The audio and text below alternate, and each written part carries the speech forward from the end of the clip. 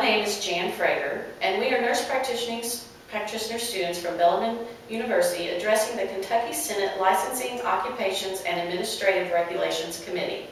We are proposing to enact a state-level bill based on the Federal House of Representatives Bill 2986 entitled Protecting Access to Primary Care Act. This bill amends the Medicaid Social Security Act to extend to nurse practitioners, physician assistants, clinical nurse specialists, and certified nurse midwives payment for primary care services furnished in 2013 and 2014 at a rate no less than 100% of the Medicare payment rate applicable to physicians for services. The current policy, Section 1202 of the Healthcare and Education Reconciliation Act of 2010, provides incentives for primary care physicians, including family physicians, pediatricians, and primary care internists, to pay Medicaid primary care services in 2013 and 2014 at amounts at least equal to the Medicare rates. The Centers for Medicare and Medicaid Services state that services provided by independently practicing non-physician providers not under the supervision of an eligible physician are excluded from equal payment. Kentucky is currently only one of 3 states that offer less than 80% reimbursement of physicians' fees to nurse practitioners.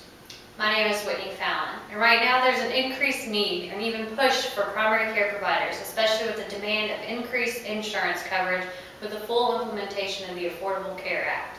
The problem is that there's already a lack of available primary care providers, and especially those taking on new patients or patients with Medicaid insurance. The shortage of primary care doctors is estimated to reach as many as 45,000 because fewer residents are choosing family or internal medicine. Also, the need for more primary care providers is expected to increase in the future as the U.S. population continues to grow and age. Nurse practitioners are trained to practice independently and deliver primary care. However, billing discrepancies discourage independent nurse practitioner billing. A study in 2007 discovered that only half of the services that were billed by physicians were actually performed by the physician themselves. This proposes another issue, in that there is no tracking and evaluation of nurse practitioner care, which limits the public's right to see quality care indicators for the providers actually delivering the care. This also decreases the incentive for organizations to hire and retain nurse practitioners as independent providers. I'm Julianne Benson. Currently in 18 states, nurse practitioners can diagnose, treat patients, and prescribe medications without physician involvement, while 32 states require physician involvement.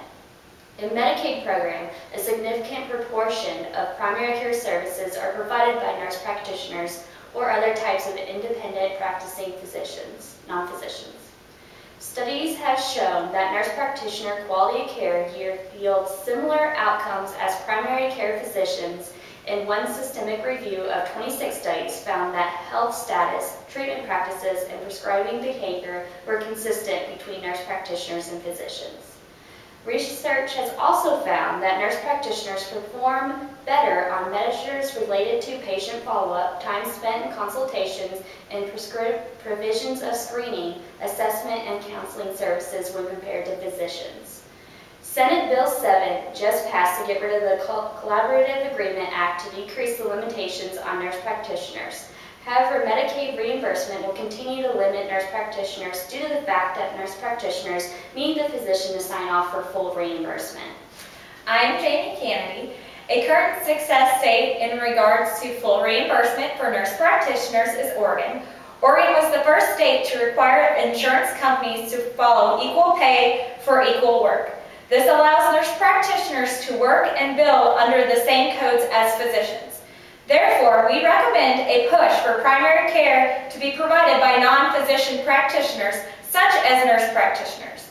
Nurse practitioners could fill the growing primary care shortage more quickly than physicians due to the fact that nurses' education takes an average of 6 years compared to 11 to 12 years for physicians. Kentucky Congress needs to pass legislation authorizing 100% reimbursement in order to help promote an increase in autonomous practices of nurse practitioners in order to assist with the increased demand for primary care providers. Thank you very much for your time.